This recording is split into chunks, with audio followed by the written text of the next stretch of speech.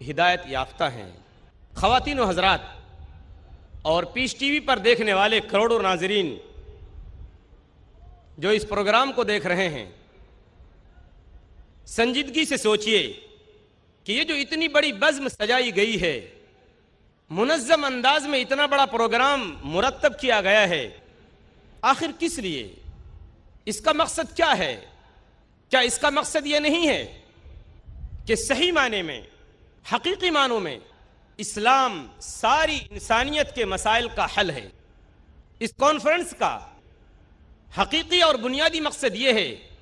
کہ اسلام کا علم، صحیح شعور و ادراک،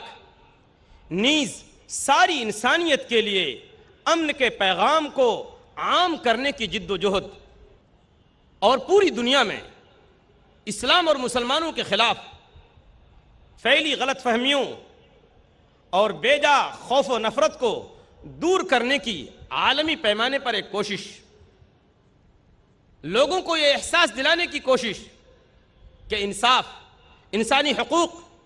اچھے اخلاق اور امن، چاہے وہ انفرادی ہو یا اجتماعی اور عالمی، ایک اچھی سوسائٹی اور عالمی اتحاد کے لیے ان سب چیزوں کا ہونا بے حد ضروری ہے۔ اور اسی کے ساتھ ساتھ لوگوں کو یقین دلانے کی کوشش کہ اے غمزدہ آبادیوں، اے اس دھرتی کے اوپر بسنے والے انسانوں،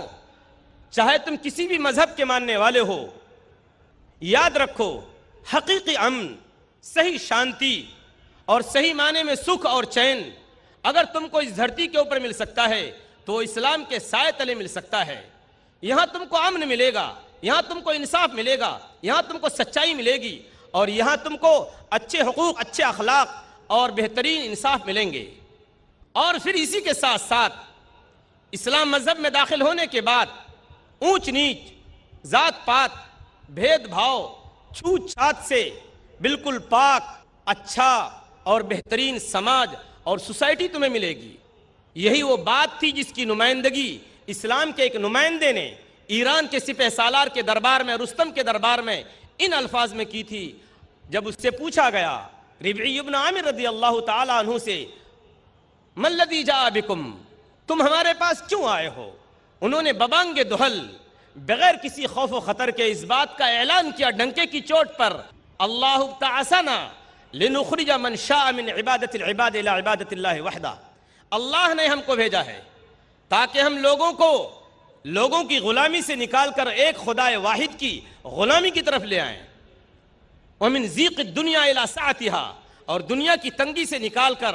آخرت کی وسعت کی طرف لے آئیں، ومن جور الادیان الى عدل الاسلام، اور دوسرے مذاہب میں جو ناانصافیاں ہیں، جو ظلم ہیں، جو زیادتیاں ہیں، جو حق تلفیاں ہیں، ان چیزوں سے نکال کر اسلام کے امن و انصاف کی طرف لے آئیں۔ اس لیے مسلمانوں، خوش ہونے کی ضرورت ہے کہ آپ انسانیت کی آبرو ہیں، آپ انسانیت کی لاج ہیں، آپ پوری انسانیت کے لیے سرمایہ افتخار ہیں۔ آپ جس گاؤں اور علاقے میں جائیں وہاں بہار آ جائے، اور جس راستے سے گزریں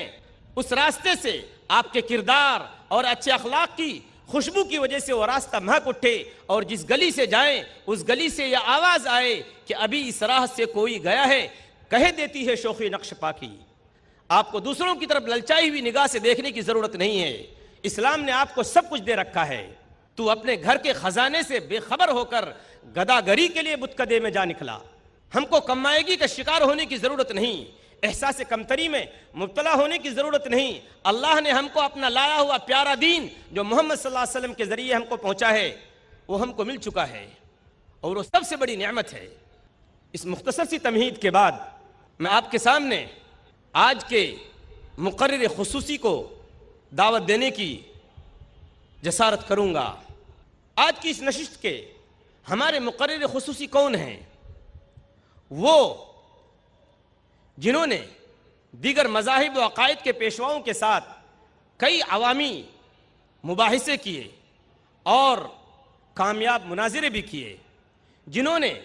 اپریل سن 2000 میں شکاگو امریکہ کے اندر ڈاکٹر ولیم کیمبل کو شکست فاش دی، جنہوں نے غیر مسلموں کے گرو سری سری روی شنکر کے ساتھ جنوری سن 2006 میں بنگلور کے اندر منعقدہ عوامی مباحثہ جس کا عنوان تھا ہندو دھرم اور دین اسلام میں خدا کا تصور پیش کیا، جسے کافی پسند کیا گیا، جنہیں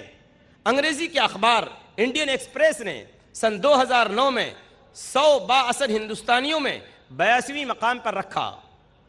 اور جنہیں سن 2009 کے 10